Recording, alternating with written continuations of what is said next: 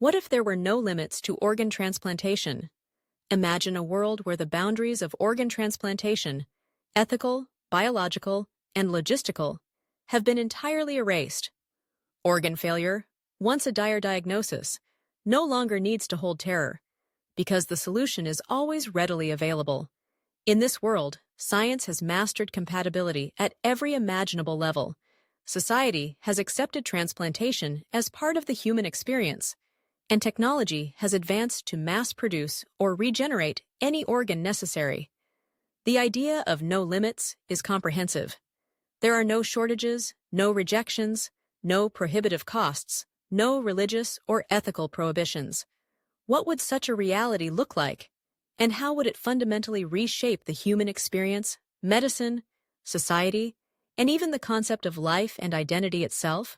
Let's begin by considering the medical implications. Traditionally, organ transplantation faces a trifecta of limitations. Donors are rare, matching is tricky, and the human immune system is vigilant and often hostile towards even the best-matched grafts. But in a world of infinite possibility, technology, perhaps in the blend of synthetic biology, advanced robotics, and regenerative medicine, has made it possible to procure any organ, at any time, for any recipient. Whether through the printing of organs in biofactories, the cultivation of tissues in vats, or the immediate generation and shaping of organs to fit the unique genetic makeup of the patient, the medical field has solved the problem of supply and demand. Picture hospitals without long, anxious waiting lists. There are no desperate pleas for donations, no tragic accidents yielding silver linings for recipients, no families anxiously weighing the hope of a loved one's survival against the suffering of another's loss.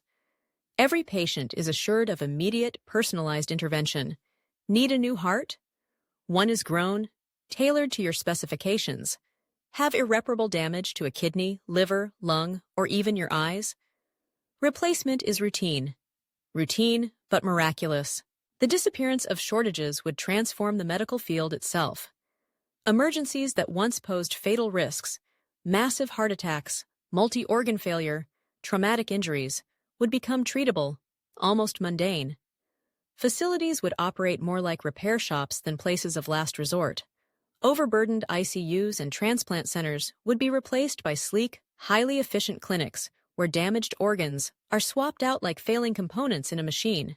Death by organ failure would vanish from the leading causes of mortality. Diseases once considered chronic and fatal, such as heart failure, end-stage renal disease, or cirrhosis, would have clear solutions. Instead of a lifetime on dialysis, a failing kidney is simply replaced. The liver damaged by hepatitis is exchanged for a pristine new organ, free from scarring or disease. Even complex multi-organ transplants, such as for patients with genetic illnesses or widespread cancer, would be achievable without risk, the body welcoming new tissue as its own. Beyond treating disease, the technology might extend to enhancement. No longer bound to the limits of our biology, would we seek out stronger, more efficient, or even more aesthetically pleasing organs. Athletes might opt for enhanced lungs with greater oxygen capacity, or hearts engineered for endurance. The elderly could refresh failing eyesight, hearing, or cognition simply by updating their sensory organs, or even replacing parts of their brains responsible for memory or reasoning. With the obsolescence of organ failure, how would human lifespan change? Aging is a complex process, influenced by the gradual decline of multiple interconnected systems. But if we can simply replace failing organs over and over indefinitely, would the human lifespan expand into centuries, or even more? The theoretical upper limit to human life would shift from medical inevitability to cognitive and cellular mysteries. What, if anything, remains us? If our parts have all been renewed, social implications would ripple out across the world. First and foremost, the emotional landscape of organ transplantation would transform completely. Relatives would no longer endure the agony of waiting for a life-saving organ, measuring hope against odds, or grieving when a match fails to arrive. The concept of donation might become purely ceremonial, vestigial, a throwback to a time before technological abundance. Religious and ethical concerns that have historically colored transplantation would become moot, or at least dramatically less fraught. If organs can be created synthetically or regrown from a patient's own cells, there would be no more controversy over the sanctity of the human body, no more difficult decisions about end-of-life care and organ harvesting. Instead, the focus would shift to ensuring equitable access and maintaining the dignity of individuals throughout the process, possibly accompanied by new rituals acknowledging the renewal of life through medical intervention. Economically, the consequences would be profound. Healthcare systems that now allocate billions of dollars for chronic care, end-stage disease management, and long-term support for patients on waiting lists would be fundamentally restructured. The frontiers of medicine would shift from managing deterioration to orchestrating rejuvenation. The workforce might require new kinds of skills, not just surgeons adept at transplantation, but engineers and technicians capable of manufacturing, repairing, and upgrading the complex biological machinery we now use to define ourselves. Insurance models would change radically. Organ failure would no longer represent a catastrophic expense, but a routine, forecastable intervention. Once the costs of production drop through mass manufacturing and technological refinement, replacing a heart, lung, or kidney might become as unremarkable as filling a cavity. This democratization of care could narrow social divides, allowing populations worldwide to benefit from once rare interventions. Of course, the supply of organs is only one factor that has limited transplantation historically. Immune rejection has always been the looming adversary. In this world without limits, advances in immunology may have enabled us to teach the immune system to accept any introduced tissue, or even to re-engineer the immune system entirely. Perhaps every individual's cells are tagged with synthetic markers, allowing for precise matching or universal acceptance. Maybe advanced gene editing, think CRISPR but perfected, could modify both organs and host in real time, ensuring seamless integration. With these hurdles vanquished, the psychological experience of transplantation would also change. Instead of the anxiety of foreign tissue, there might be excitement about improved capabilities. The line between therapy and enhancement would blur further. How much of ourselves, after repeated renewal, would be original? Would this matter at all? Would our sense of identity become more closely tied to unchanging aspects of personality, memory, or consciousness, now that the body is in a constant state of flux? Beyond individuals, entire communities would feel the shift. In regions of the world now devastated by lack of access to transplantation, due to economics, lack of infrastructure, or cultural barriers, new equality would emerge.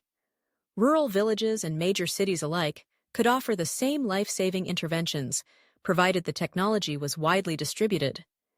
Generations would see family members live far longer, changing the pace and expectations of life itself. But removal of limits raises new and fascinating questions.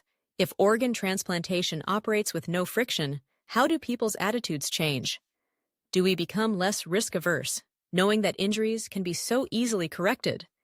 Does safety lose its premium, leading to more thrill-seeking behavior or new kinds of accident-prone activities? How would the arts, sports, and even war adapt if injury and damage are never permanent obstacles? Population dynamics present another fascinating implication. Life expectancy would rise sharply, but without the specter of death by chronic organ failure, population growth could soar unless offset by new cultural or policy choices. Would we need to place new limits on reproduction, or would advances in other fields solve hunger, resource distribution, and energy challenges, keeping society in balance? Consider the world of crime and law. What does justice look like if violent injury is no longer as permanent? Will punishments evolve to fit a world where suffering can be erased? Would the ethics of violence shift, knowing that the physical consequences can be so quickly undone? Then, there is the question of cosmetic uses. If eyes, skin, or even faces can be freely exchanged, the boundaries of identity morph again. Would people swap appearances, seeking anonymity, or personalization beyond what genetics allows? What becomes of the concept of natural beauty, when every aspect of the body is customizable and revisable at will? The issue of organ trafficking, now a grim reality in parts of the world, would fade into history. No longer driven by scarcity and desperation, the illicit market disappears as legal, safe, and accessible methods fulfill every need. On a philosophical level, the meaning of mortality might shift. Historically, the vulnerability of our bodies has shaped our relationship with life, love, and time. If we can so easily repair ourselves, does the value of life decrease, or does it allow us to pursue happiness unabated by fear?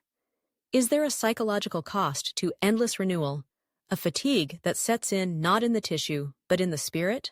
Perhaps, in the future, a new kind of medicine will emerge, not just about treating disease, but about optimizing life, guiding individuals through cycles of renewal, managing the intersection of biology and desire. Would the field of psychology need to adapt, developing therapies for those struggling to find meaning in endless existence, or managing the implications of near-instant transformation? Ethically, questions multiply with the removal of limits. Should there be boundaries on how often, how radically one can alter their own body? What of children? Do we replace organs at signs of disease or damage, or reserve transplantation for adult decision-making? How do consent and autonomy evolve in a world where choices are almost limitless and consequences can be reversed? As the meaning of organ transplantation changes, so too might the dynamics of family and society. Life's milestones could be altered. Retirement may come later, birth rates may shift, and generational wisdom might accumulate differently now that the elderly can remain vigorous far longer. With this might come new pressures: how to make room for the young, how to give purpose to endless years, how to manage ambitions and desires that grow across a greatly expanded lifetime. Culture would adapt in surprising ways. Storytelling traditions centered on mortal peril, sacrifice, and the limits of endurance might become relics of the past. Instead, new narratives of transformation, renewal, and the search for meaning could emerge. The arts could be shaped by the fluidity of appearance and ability. The athlete might become performance artist, cycling through renewed prowess again and again. On an environmental level, a reduction in the need for certain drugs and therapies, think immunosuppressants or dialysis, could relieve pressure on pharmaceutical production, waste disposal, and even water supplies. At the same time, the energy requirements for maintaining vast organ production facilities might be significant, calling for new technologies or efficiencies. The overall impact would hinge on how responsibly this technological abundance was managed. Globally, the disappearance of organ failure as a scourge would reshape priorities. International organizations, once devoted to matching donors across borders or fighting illicit trafficking, might turn their focus to distributing technology or standardizing access. Life expectancy tables would be rewritten, and health indices recalibrated. Cultural attitudes towards sickness and death might evolve too. Where once stoicism and acceptance of fate played roles in shaping humility or spirituality, the certainty of medical renewal could foster either a new confidence or a new kind of anxiety, the fear not of death, but of endless, perhaps aimless existence. Law and policy would be forced to keep pace with innovation. Regulators would need to safeguard the quality, safety, and security of organs, perhaps developing standards for designer features or enhancements, and ensuring that inequality does not arise around access to the best available organs. The role of insurers, governments, and patients would need continuous reimagining. Emerging from the removal of limits is a transformed attitude toward the body itself. The body becomes modular, mutable, endlessly revisable, a vehicle for experience rather than a fixed constraint. For some, this could be liberating, opening new possibilities for adventure, creativity, and self-expression. For others, it might come with disquiet. Who are we, if not bounded by the skin and bones we were born with? In education, new careers would arise. Students might specialize in not only biology and medicine, but in the ethics, management, and design of the human body. A new kind of artistry, body design, might become as normalized and esteemed as architecture or digital media. Looking outward, one could imagine even broader effects. If the body is so readily renewed, could humanity better survive on harsh planets, designing organs for other atmospheres or conditions?